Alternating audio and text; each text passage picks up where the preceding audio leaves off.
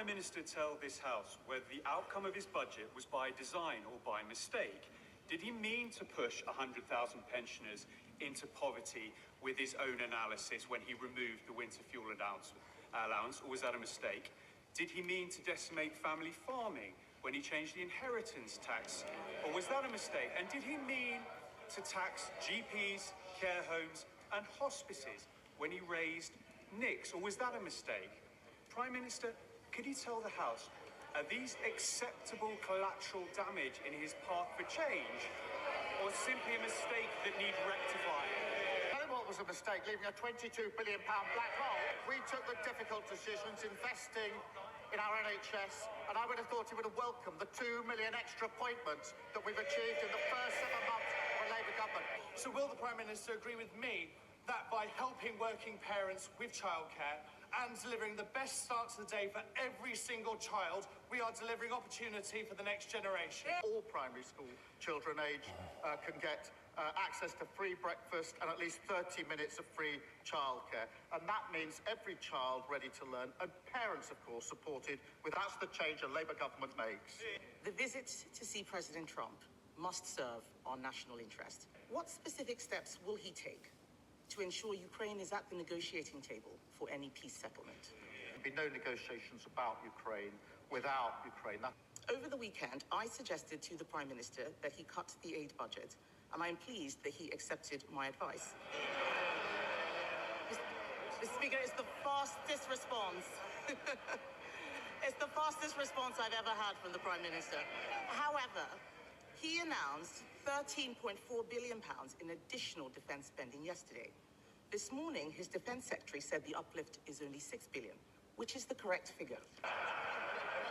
She didn't feature in my thinking at all. I was so busy over the weekend I didn't even see her proposal. I think she's appointed herself, saviour of the Western civilization. If you take the numbers for this financial year, and then the numbers for the financial year 27-28, that's £13.4 billion increase to ensure the security and defence of our country and of Europe. That wasn't very clear. How is it that the Defence Secretary says £6 billion and he says £13.4 billion? The government is playing silly games with numbers. How does he find this difference in numbers? We went through this 2 weeks ago, going through the same question over and over again. The difference between the two is £13.4 billion. That's the same answer. If you ask again, I'll give the same answer again. Mr. Speaker, someone needs to tell the Prime Minister that being patronising is not a substitute. It's not a substitute for answering questions. He hasn't answered. What he has said is different from what he said yesterday. He's also said that we should put British troops on the ground in Ukraine. We haven't seen the detail of any proposals. Prime Minister. I think it's the same question again. It's £13.4 billion. That's the difference between this year and 2020.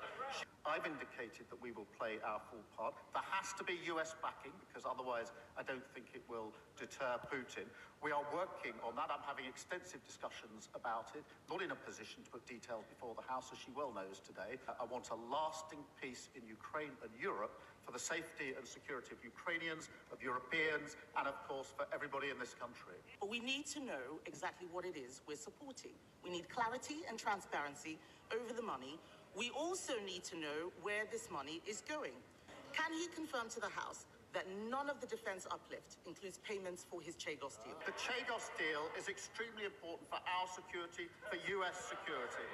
The figures being bandied around are absolutely wild of the mark. The deal is well over a century. That is what that money is all about, and I thought she supported it. We need to make sure we are supporting a plan that is clear and transparent. But this could be 2034, almost a decade away. That is too slow. We don't know how he will pay for it. We cannot raise taxes further. We already pay more on debt interest than defence, and everyone in this House would have heard him not answer the last question. So I will ask him again. Is he paying for the Chagos deal with this defence uplift or not? I've just dealt with that question. She gave her... The money announced yesterday is going to our capability to put ourselves in a position to defend the security of our country, Europe and the UK. And we've set it out a full, credible, costed plan, and I thought she supported it.